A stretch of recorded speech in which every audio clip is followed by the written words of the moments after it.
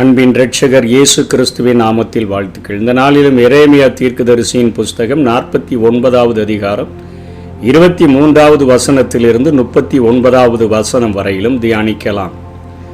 இங்கே 23வது வசனத்தில் சீரியாவினுடைய தலைநகராகிய தமஸ்குவினுடைய அழிவை குறித்து இங்கே எரேமியா தீர்க்க தரிசனம் உரைக்கிறார். அத்தனையாக பழமையான நகரம் என்று சொல்லி உண்மையிலேயே பருமை பாராட்டுகிற அளவிற்கு அது ஒரு தொன்மை பழமை நிறைந்த ஒரு நகரமாக அது இருந்தது. வரலாற்றில் அது மிகவும் தொன்மை வாய்ந்ததாக இருந்தது. இன்னைக்கும் அந்த நகரம் உள்ளது. அதன் வாலிபர்கள் அதன் வீதிகளில விழுவார்கள். அதன் போர் வீரர்கள் யாவரும் அழிக்கப்படுவார்கள். தமஸ்கு சுட்டரிக்கப்படும். ஒரே நாளில் அது அழிக்கப்படும் என்று சொல்லி ஆண்டவர் இங்கே எரேமியாவின் மூலமாக தீர்க்க தரிசனம் உரைத்துவிட்டு 25ஆம் வசனத்தில் சொல்றாரு, சந்தோஷமான என் ஊராகிய அந்த புகழ்ச்சியின் நகரத்தை நான் தப்ப விடலான்னு நினைச்சேன். உலகின் அந்த நகரம் ஆனா தப்ப முடியாம அது போயிட்ட, வேறு வழி இன்றி தானே நான் அதை தண்டிக்க வேண்டியதாயிற்று என்று சொல்லி புலம்புகிறது போல ஒரு காரியத்தை இங்கே எரேமியா வெளிப்படுத்துகிறதை பார்க்கிறோம். தேவன் தமஸ்குவை நேசித்ததை இங்கு வாசிக்கிறோம். எல்லா உலகினுடைய நாடுகளையும் நகரங்களையும் கிராமங்களையும் கர்த்தர் நேசிக்கிறவராக காணப்படுகிறார். அவைகள் குற்றங்களை புரியும் பொழுது, அவைகள் ஆண்டவருக்கு விரோதமான பாவங்களை செய்யும் பொழுது வேறு வழியின்றி ஆண்டவர் அவைகளை அழிக்க தோன்றுகிறதே ஒழிய மற்றபடி பாவ மன்னிப்பை பெற்றுக் கொள்ளுகிறதற்கு தேசமோ தனி மனிதனோ தேவனுடைய சன்னிதானத்தில் தங்களை தாழ்த்தி ஒப்பு கொடுத்தால் நிச்சயமாக ஆண்டவர் அழிவின் மேல் பிரியப்படுகிறவர் இல்லை, அழிக்கக்கூடிய ஒரு ஆண்டவர் அல்ல. இதனைத் தொடர்ந்து கேதார் ஆத்சேர் என்று சொல்லக்கூடிய நாடோடி மக்களினுடைய காரியங்களை குறித்து எரேமியா தீர்க்க தரிசனம் உரைக்கிறார். ஆபிரகாமுக்கு ஆகாரின் மூலமாக பிறந்த இஸ்மவேலினுடைய சந்ததியார்கள் இவர்கள். ஆதியாகமம் 25ஆம் அதிகாரம் 13ஆம் வசனத்தில் நம்ம பார்க்கிறோம். இவர்கள் இஸ்மவேல் அவன் வனாந்தரத்தில் குடியிருந்து வில்வித்தையில வல்லவனானான். அவர்கள் ஒரு நாடோடி மக்களாக அவர்கள் வாழ்ந்து வந்தார்கள். இதில் ஆத்சேர் என்று சொல்லக்கூடிய அந்த பட்டணமானது செல்வ செழிப்பு வாய்ந்த ஒரு நாடு. பாபிலோன் ராஜா அந்த செல்வம் மிகுந்த நாடுகளுக்கு விரோதமாக வந்து அதனுடைய செல்வத்தை எல்லாம் கொள்ளையடிப்பதற்காக ஆத்சேரை நேபுகாத் நேச்சார் தாக்குவான் என்று சொல்லி செல்வத்தின் நிமித்தமாக பெருமை பாராட்டி கொண்டிருந்த ஆத்சேரையும் செல்வ செழிப்பு மிகுந்த அந்த கேதாரையும் அங்கே ஆண்டவர் நேபுகாத் நேச்சாரினால அழிக்கிறதை குறித்து இங்கே தீர்க்க தரிசனம் உரைக்கிறதை பார்க்கிறோம். இன்றைக்கு நம்ம வைத்திருக்கிற செல்வத்தின் மேல பெருமை பாராட்டுகிறவர்களாக காணப்பட்டோம் என்று சொன்னால் நிச்சயமாக தேவனுடைய நியாய தீர்ப்பு நம்மேல வரக்கூடியதாக இருக்கிறது. இயேசு கிறிஸ்து இந்த பூமியில வாழும் பொழுது ஒரு அழகான ஓமை ஒன்றை கற்றுக் கொடுத்தார்.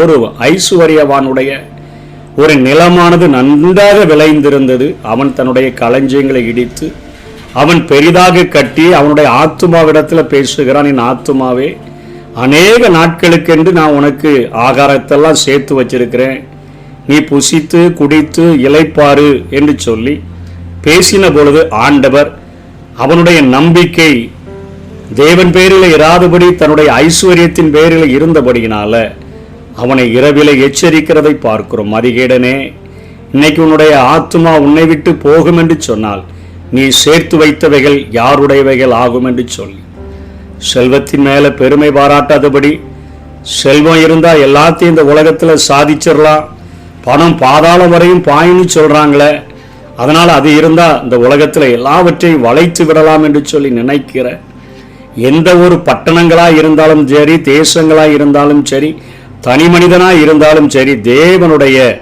அவருடைய நியாய தீர்ப்புக்கு முன்பாக அவனால நிலை நிற்க முடியாது என்கிற காரியத்தை இங்கே எரேமியா கேதார் ஆத்சேர் என்கிற பட்டணங்களுக்கு எதிரான தீர்க்க தரிசனங்களின் மூலமாக அவர் உறுதிப்படுத்துகிறதை பார்க்கிறோம். அதனைத் தொடர்ந்து ஏலாமுக்கு எதிரான தீர்க்க தரிசனங்களையும் எரேமியா குறிப்பிடுகிறார்.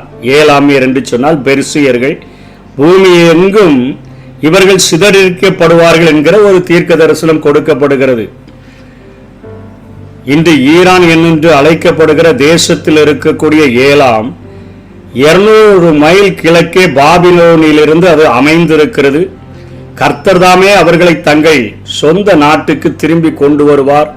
கர்த்தர் தமது சிங்காசனத்தை ஏலாமிலே வைப்பார் என்று சொல்லப்பட்டிருப்பதின் பொருள், அதனை நியாயம் தீர்க்கும்படி அவர் வருவார் என்று சொல்லப்படுகிறது. நேபுகாத்ரின் நேச்சாரினுடைய பேரன் என்று சொல்லி நபோனிடஸ் என்கிற அந்த ராஜாவினுடைய மகன் பெல்சாத்சார், உண்மையான பேரன் அல்ல, ஆட்சியில மூத்தவர்களை பிதாக்கள் என்று அழைக்கிறபடியினால பெல்சாத்சார் காலத்தில் அங்கு அரண்மனை இருந்ததை தானியேல் 8ஆம் அதிகாரம் 2ஆம் வசனத்தில் பார்க்கிறோம். நான் ஏலாம் தேசத்தில் உள்ள சூசான் அரண்மனையில் இருந்தேன். பெர்சி அரசனாக தரியுவினுடைய காலத்தில் இது அவரது அரசினுடைய தலைமை பகுதியாக இந்த ஏலாம் விளங்கியது. பெந்தேகோஸ்தே தினத்தில் கூட பரிசுத்த ஆவியானவர் சீஷர்கள் மேல ஊற்றப்பட்ட பொழுது எருசலேமில் பலர் வந்திருந்தார்களே, அதுல ஏலாமியரும் இருந்ததாக அப்போஸ்தலர் 2ஆம் அதிகாரம் 9ஆம் வசனத்தில் நாம் வாசிக்கிறோம். தங்களுடைய உதவிக்காக எந்த நாடுகளையும் யூதர்கள் ஓடி விடக்கூடாது என்பதற்காக எல்லா நாடுகளையும் நியாயம் தீர்ப்பதாக, தன்னுடைய ஜனங்கள் தவறு செய்யும் பொழுது அவர்களை தண்டிக்கும்படியாக மற்ற நாடுகளுக்கு ஒப்பு கொடுத்த ஆண்டவர் கடைசியில தன்னுடைய நாடுகளை மட்டாய் தண்டிக்காதபடி மிகுதியாய் தண்டித்த நாடுகளுக்கு அவர் நியாய தீர்ப்பு வழங்குகிறதை குறித்து நாம் இங்கே பார்க்கிறோம். கடைசியாக பாபிலோனுடைய அந்த நியாய தீர்ப்புகளை குறித்து நாளைய தினத்திலும் அதனை அடுத்த நாளிலும் தொடர்ந்து பார்க்கலாம். இப்பொழுது 7ஆம் வரையிலும் ஆண்டவர் தன்னுடைய ஜனங்களை அவர்கள் அத்தனையாக துன்புறுத்தினபடியினால அவர்களுக்கு நியாய தீர்ப்பை வழங்குகிறதாக இங்கே எரேமியா குறிப்பிடுகிறார். நம்முடைய வாழ்க்கையிலும் நாம் நம்முடைய செல்வத்தின் மேலே, நம்முடைய பொருட்களின் மேலே நம்முடைய நம்பிக்கையை வைத்து நம்மை பெருமை கொள்ளாதபடி, மற்ற ஆண்டவருடைய பிள்ளைகளை துன்புறுத்தாதபடி இந்த உலகத்தில் நாம் வாழ்கிறதற்கு முயற்சி எடுப்போம். கர்த்தருடைய கிருபைகளை பெற்றுக்கொள்வோம். கர்த்தர் தாமே நம்மை ஆசீர்வதிப்பாராக. ஆமென்.